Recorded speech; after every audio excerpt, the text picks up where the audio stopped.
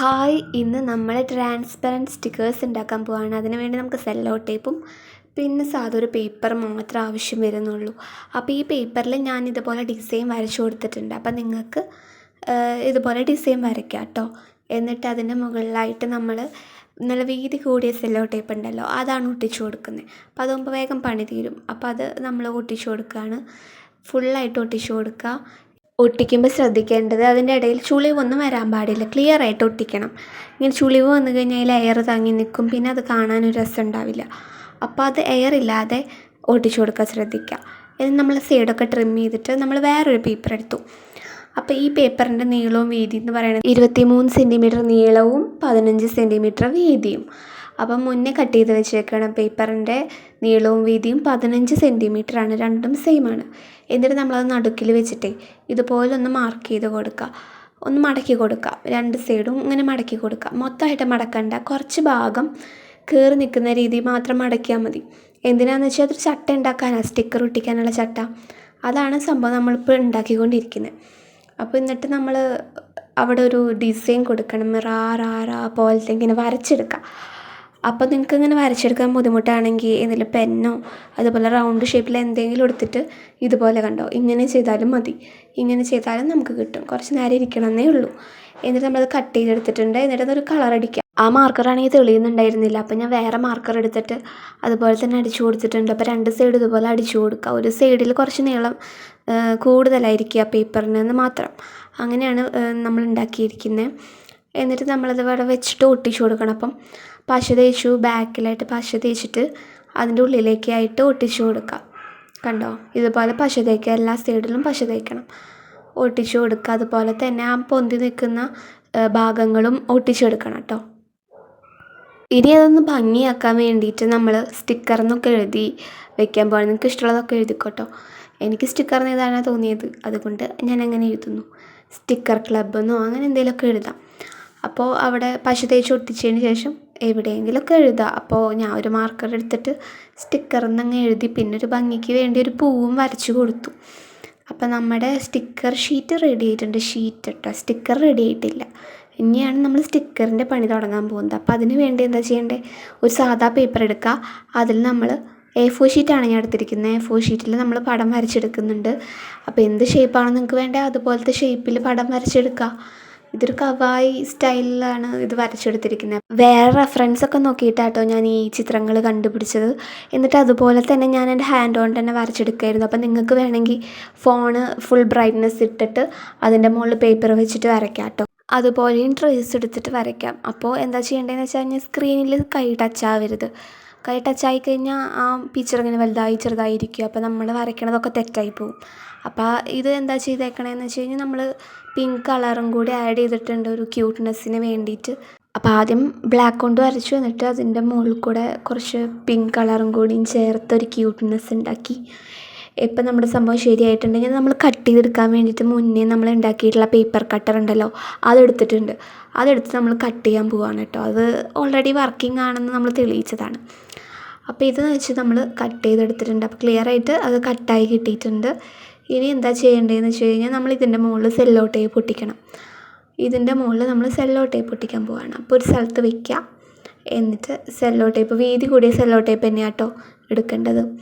കണ്ടോ, ഇതുപോലെ നമ്മൾ ഒട്ടിച്ചെടുക്കുകയാണ്. മൊത്തമായിട്ട് ഒട്ടിച്ചെടുക്കണം. നേരത്തെ പറഞ്ഞ പോലെ തന്നെ മടക്കോ ചുളിവോ ഒന്നും വരാത്ത രീതിയിൽ ക്ലിയർ ആയിട്ട് ഒട്ടിച്ചെടുക്കാൻ നോക്കുക.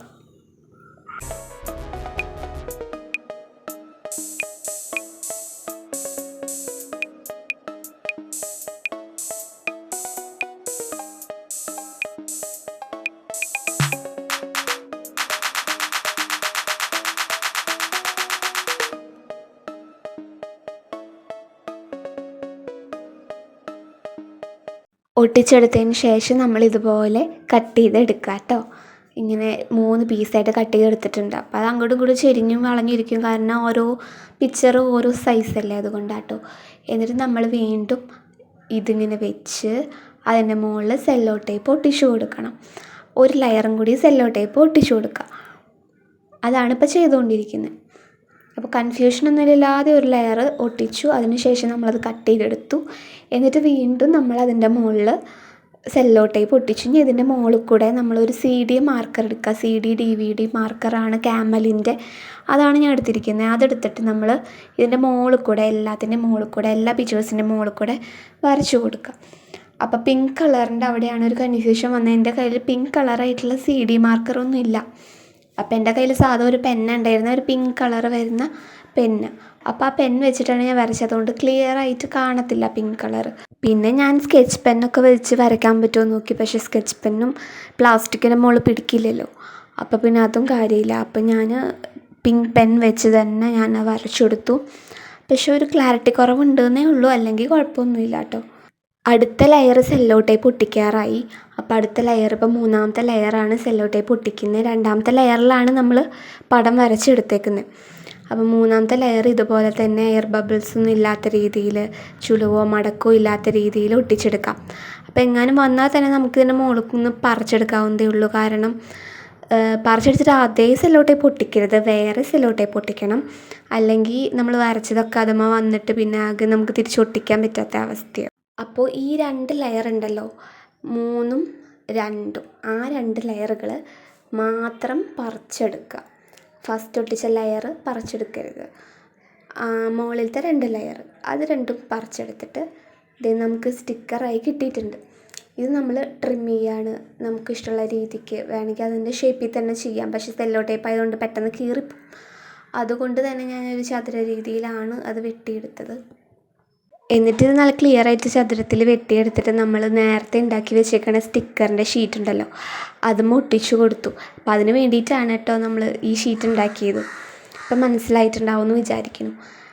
ഈ ഷീറ്റിൽ തന്നെ ഒട്ടിക്കാൻ വേണ്ടിയിട്ടല്ല, ഈ ഷീറ്റിൽ നമുക്ക് പറിച്ചെടുത്തിട്ട് നമുക്ക് എവിടെയാണ് ഒട്ടിക്കേണ്ടത്, ബുക്കിലാണെങ്കിൽ ബുക്കിൽ അങ്ങനെയൊക്കെ ഒട്ടിക്കാൻ പറ്റും.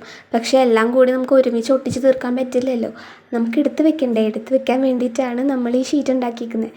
ഇതും നമുക്ക് ഈസി ആയിട്ട് പറിച്ചെടുക്കാം. കാരണം നമ്മൾ പേപ്പറുമെല്ലാം ഒട്ടിക്കുന്നത് സെല്ലോ ടേപ്പുമ്മേ തന്നെയാണ് ഒട്ടിക്കുന്നത്. അപ്പോൾ അവിടെ നിന്ന് ഇതുപോലെ ഈസി ആയിട്ട് നമുക്ക് പറിച്ചെടുത്തിട്ട് ബുക്കിലൊക്കെ ഒട്ടിക്കാം. അപ്പം നമ്മുടെ സ്റ്റിക്കർ റെഡി ആയിട്ടുണ്ട്.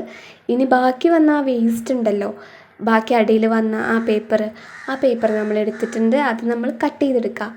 അത് നമുക്ക് സ്റ്റിക്കറായിട്ട് യൂസ് ചെയ്യാമല്ലോ. എന്തിനാ വേസ്റ്റ് ചെയ്യുന്നത്, നമ്മൾ കഷ്ടപ്പെട്ട് വരച്ചതല്ലേ. അപ്പം നമുക്കത് പശ വെച്ച് ഒട്ടിക്കാൻ പറ്റും.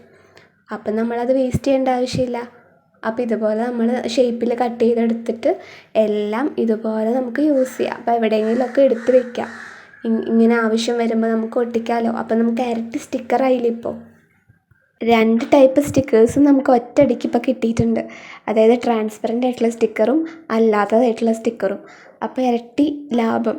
അപ്പോൾ നമുക്കൊന്ന് ഒട്ടിച്ച് നോക്കാം കേട്ടോ. ട്രാൻസ്പെറൻറ്റ് സ്റ്റിക്കർ അത് നമ്മൾ അതിൽ പറിച്ചെടുത്തിട്ട് ഒട്ടിച്ച് നോക്കാം. അപ്പോൾ ഇത് ഞാൻ ആദ്യം ഉണ്ടാക്കിയിട്ടുള്ള ബുക്ക് മാർക്കാണ്, ഫ്ലവേഴ്സ് കൊണ്ട് ഉണ്ടാക്കിയിട്ടുള്ളതാണ്. അപ്പോൾ ഇത് പറിച്ചെടുത്തു. എന്നിട്ട് നമ്മുടെ ബുക്കിൽ ഒട്ടിക്കാം. എൻ്റെ ഒരു കുട്ടി ബുക്കാണുള്ളത്, അതിലൊട്ടിച്ച് കൊടുക്കാൻ പോവാണ്. അടുത്ത വീഡിയോയിൽ നമുക്കൊരു ജേണൽ ബുക്ക് ഉണ്ടാക്കുന്നതാണ് കാണിച്ചു തരാമെന്ന് വിചാരിക്കുന്നത്. അപ്പോൾ എല്ലാവരും വീഡിയോ ഫുള്ള് കണ്ടു എന്ന് വിചാരിക്കുന്നു, ഇഷ്ടപ്പെട്ടു എന്ന് വിചാരിക്കുന്നു. അപ്പോൾ ഇനി എല്ലാവരും സ്റ്റിക്കറൊക്കെ ഉണ്ടാക്കി തുടങ്ങുക. അപ്പോൾ അത്രയേ ഉള്ളൂ. Thank you for watching. Bye bye.